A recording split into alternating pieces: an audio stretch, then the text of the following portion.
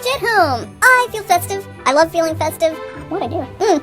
You caught me. I'm also having tea. This is called My Tea with Spock. I'd like to read a little snowman poem for us all who want to have, better ideas about the snow than, oh my gosh, the car, I'll never get it out of the lot, I built a little snowman. He had a carrot nose. Along came a bunny, and what do you suppose? That hungry little bunny, looking for his lunch, ate the snowman's nose, nibble, nibble, crunch. And don't let your nose fall off in the cold winter either.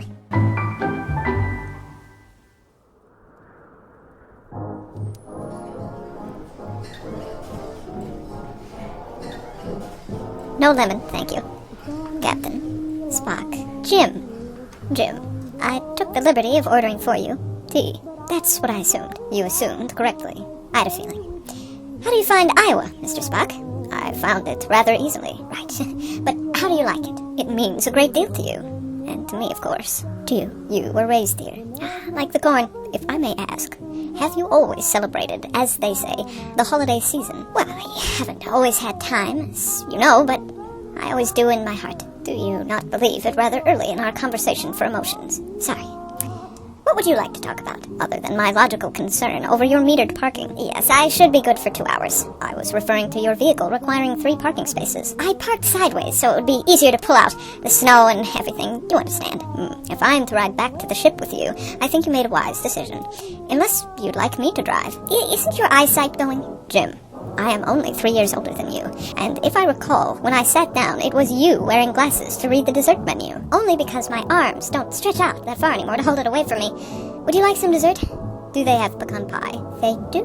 Right here under the Jolly Jelly Roll and the Rudolph Rhubarb Pie, beside the coffee-stained thumbprint, and under the torn wine list insert. Yes, just below Santa's specials. I do not like pecan pie.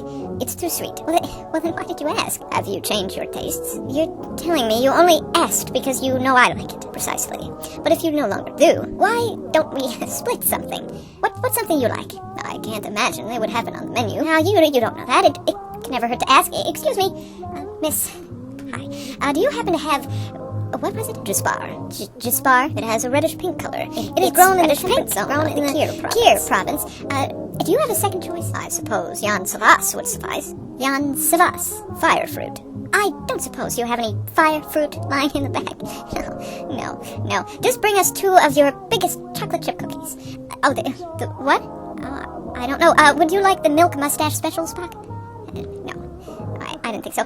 Just the chocolate chip cookies. Thank you. I have to try more of the Vulcan cuisine sometime. You may find it rather spicy. Oh, that's right. You're more affected by sugar. Vulcans do have a certain sucrose intolerance. I know. Dr. McCoy told me how it works like alcohol in your bloodstream.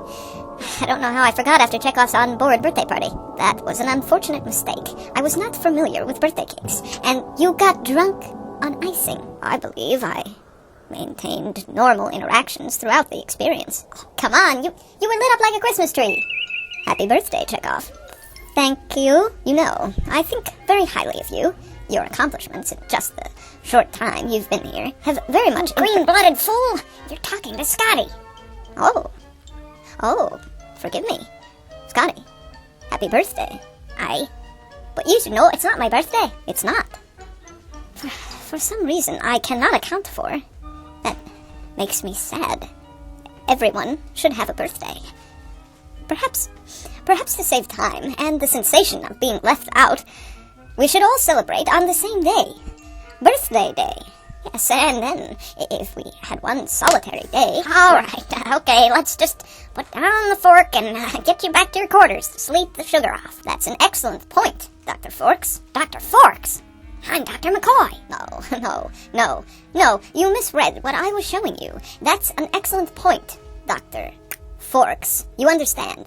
How do you account for the discontinuation of the spork? Half spoon, half fork. They were highly efficient.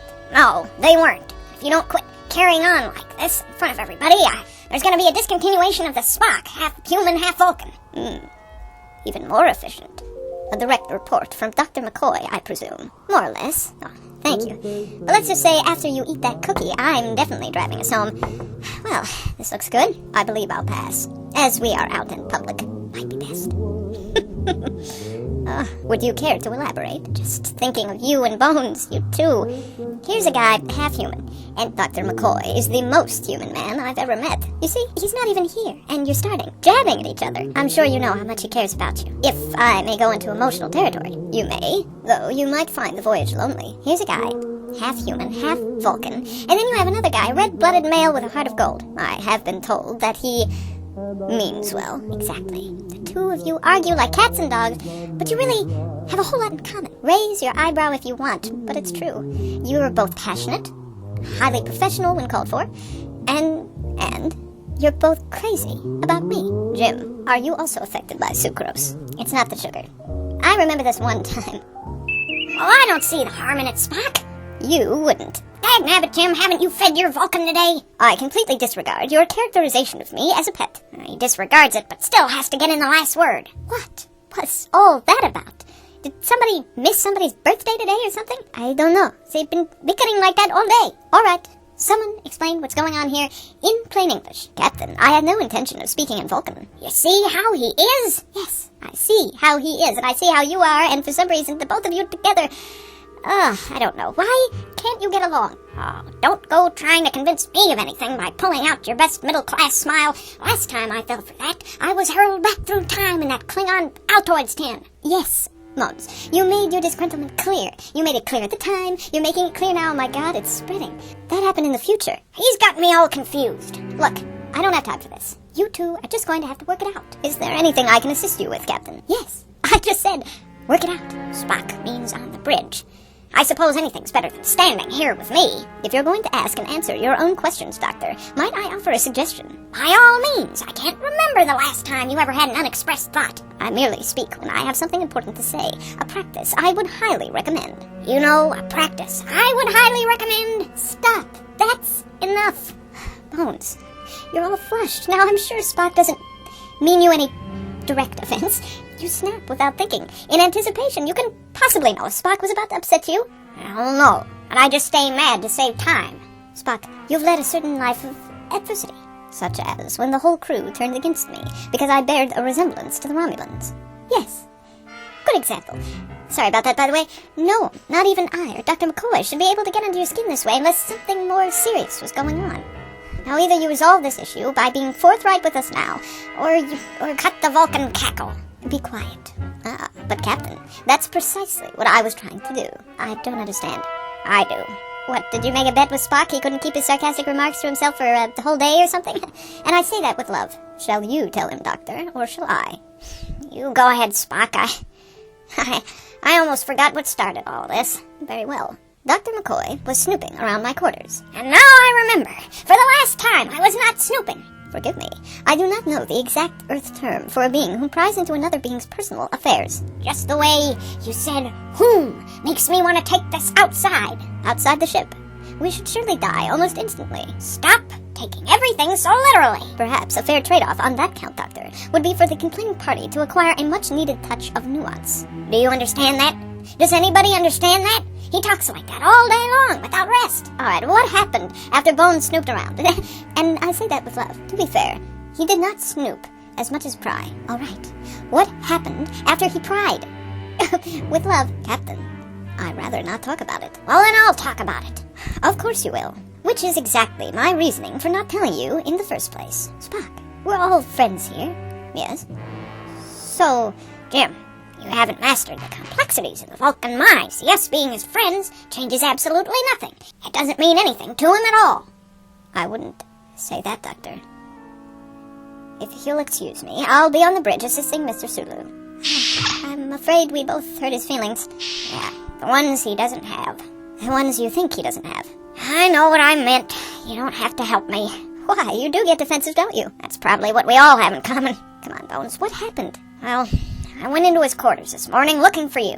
Looking for me? Well, that's another story. But I was looking around the room, and I saw Spock in the back. He looked like he was praying, so I asked him about it. He looked at me with this mixture of shame and I'm gonna kill you. You know that look he gets. Anyway, he was in the middle of a Vulcan ritual I knew nothing about. And, of course, you asked him about it. Well, can you blame me? Vulcans are extremely protective about their practices and rituals, Bones. Well, I know that, but I guess curiosity got the better of me. When I asked him about it, he practically threw me out physically. I thought I was showing healthy interest, but he took it as an invasion of privacy. I swear I meant no harm, Jim. I know. It's hard not to be curious, not to want to know more about one's friends. Well, maybe I should just stay curious. In my zeal to know more about him, I guess I ended up crossing a boundary. But he has so darn many of them. It's an honest mistake. I'll talk to him. Oh, Jim, it's my mess. I should apologize to him in person. All right. But we're due back on Earth in 5 years. Just make sure you're finished fighting by then. We'll try. We have since learned to work together. You certainly have. Do you remember the first time we worked together? If I recall, I was in the middle of a highly dangerous maneuver on the Enterprise, and you stepped in to help. Right, Scotty? Kirk out. Uhura, try and connect me to the shipyard again. Shipyard connected, sir. Oh, that was fast after 3 hours. This is Captain James T. Kirk of the USS Enterprise. I don't... My social security number? No, I understand. Everyone... March 22nd, 2233. Yes, a March birthday. I'm on the USS Enterprise. I'm not place of birth. My place of birth was on a shuttle. Do you want Iowa? Riverside, Iowa. At James T. Kirk. James T. Oh, the middle name. I'm sorry. Do you want me to spell it or Tiberius? You want me to spell it? Tiberius. S. No, I'm not calling you names. The letter. Letter S. No, it's not a separate word. All right. S as in Starfleet. My access code. Can I put you on a brief hold? I can't. All right. But I don't have my access code. I'm not sure. Oh, you have it. I need it. Oh, well, I can write that down. Let me put that in the logs.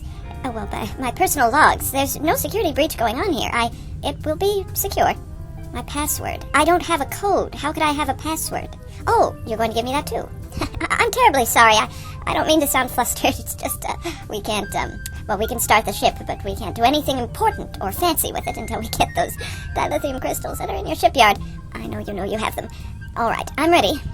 Yes, I'm prepared. I have to make up a You were going to give me the access code, so I can have access. The access code isn't for you. Oh, well, then why are you giving me the access code if I don't need it for this communication? I'm going to need it for the next communication. I'm speaking to someone else. All right. I suppose that'll be when you put me on hold. All right, I'm ready for the access code. There are different ones, depending on how many crystals I need. I don't know, 4?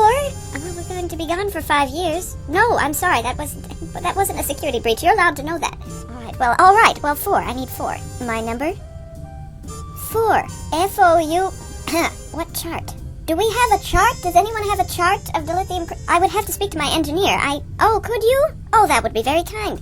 FP3, FPL, FOL. I do know which one I want. Well, which is which?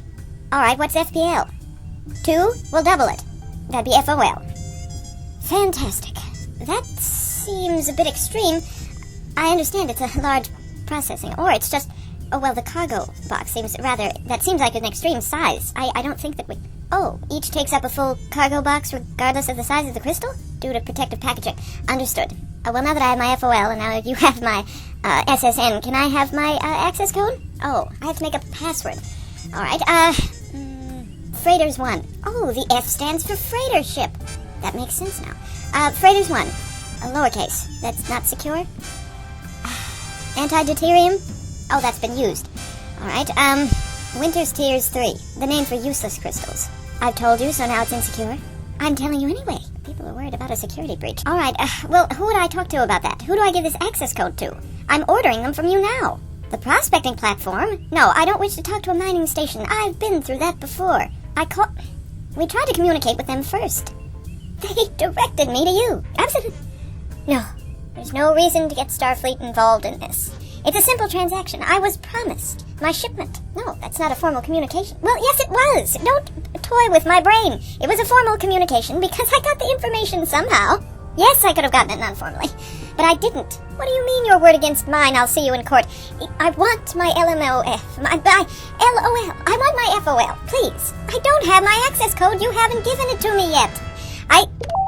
They put me on hold again.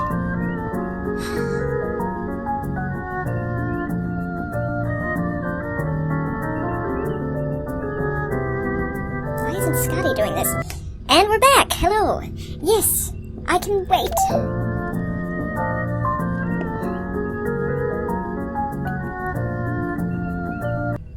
Hello? Hello, yes. Oh, you're not the same person I was talking to before. I'm James Tiberius Kirk. Please don't ask me to spell it. I'm on file. March 22nd, 2233. Yes, yes, that is ironic. 2 2s, 3 3s. Can we speak about the number 4? I don't wish to speak to the mining station. I am speaking to the mining station. She told you I wanted to speak to the mining station. Well, I meant it sarcastically. But if you can help me, a full cargo box. I put in all my information. What's my password? I don't know. Dilithium 369. Oh, that didn't work. Shocking. I didn't get a chance to set up a password. Oh, my access code. Tell me, do you have it? I have to go where? You are to beam up dilithium crystals. We are not going anywhere without them. It's not a threat, it's a fact. Alright, that's it. I am the captain of USS Enterprise. You have all my information. And have I got a password for you? Captain, you allow me. The captain is going to put you on hold now, as he will be beaming down to collect the predetermined amount of crystals for the voyage.